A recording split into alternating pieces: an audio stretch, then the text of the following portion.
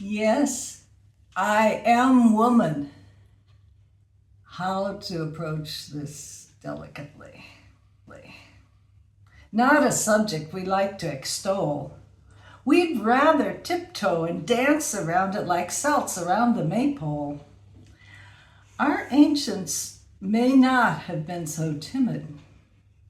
That was clear at first glance. Let me start from the beginning. When you search for historical accuracy, you go right into the heart of it, right?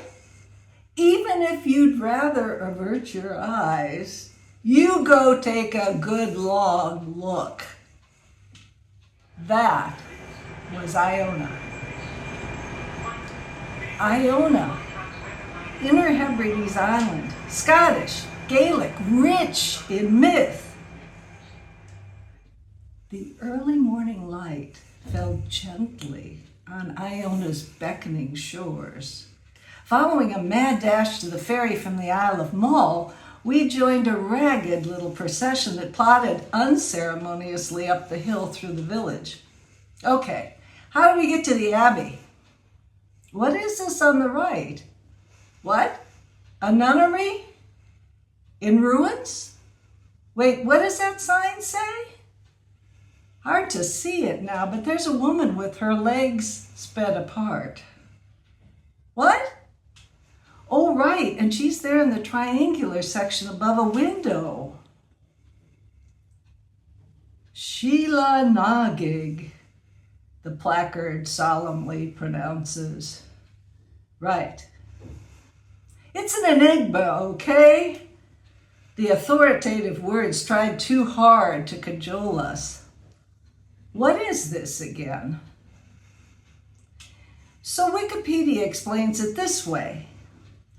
Sheele Nagig is a figurative carving of a naked woman displaying an exaggerated vulva.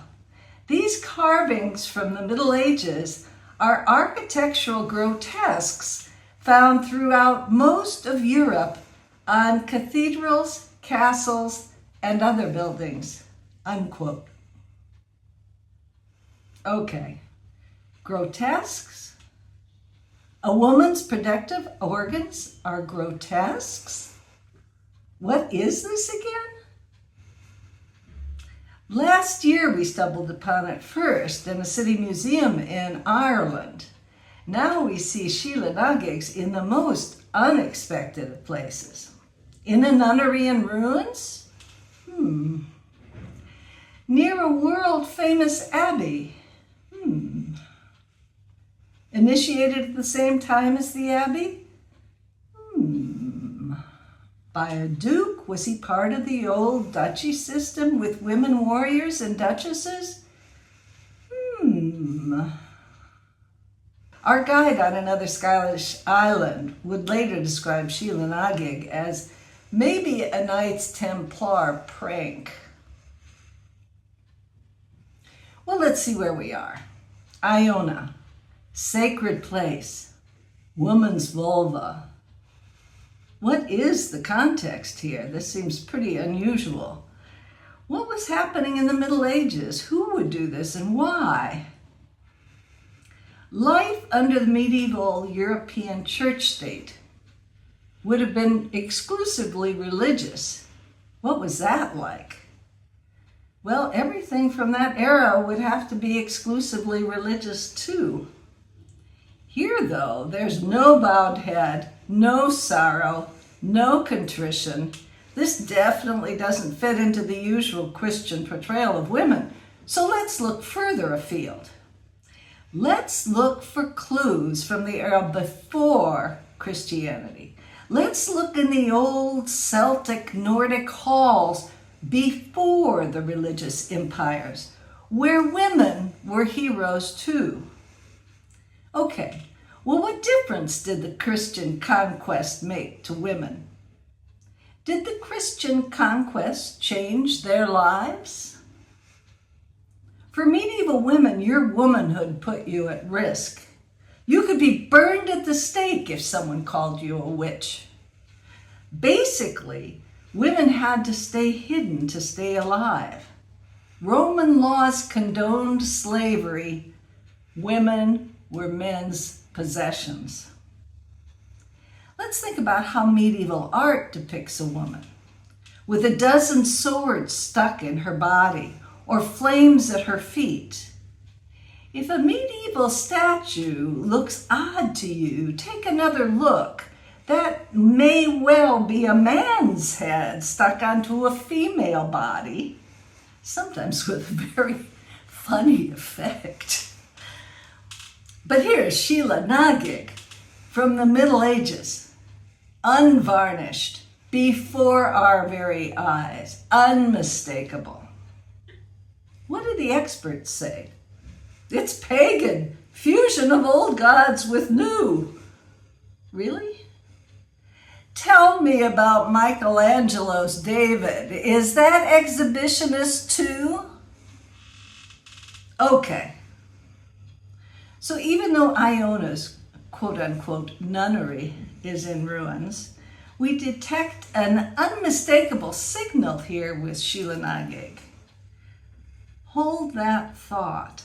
Let's see what the Abbey can tell us. Oh, right. The Abbey's beautifully restored, like new. Okay. Here in the Abbey, we imagine fest halls and laughter when all were welcomed inside. Before the Abbeys were turned male only, families lived and worked side by side. Both women and men were defenders in pre-Christian days of yore. Male-only Christian soldiers changed what had been before. One more observation. Women's statues were systematically vandalized. Were those statues considered pagan? Let's think about this for a minute. It's common to see memorials to women beheaded, vandalized, destroyed. It's rare to see damaged male imagery. The conclusion is hard to avoid. What best describes the male supremacist religious conquest? Commandeered, hijacked, overtaken, not overjoyed. Is the circle a retort to the phallus? Are we seeing protest signs? When the fest halls turned male only, did resistance occur of all kinds? Please forgive this indelicacy. Ancestral women were under huge pressure as they were expelled from the abbeys they'd formed. Did women give an in first phallic gesture?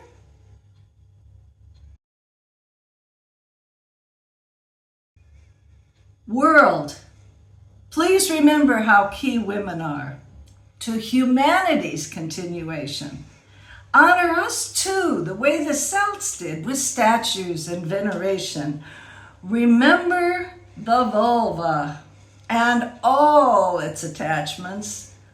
With no mother, there is no Adam. Thank you.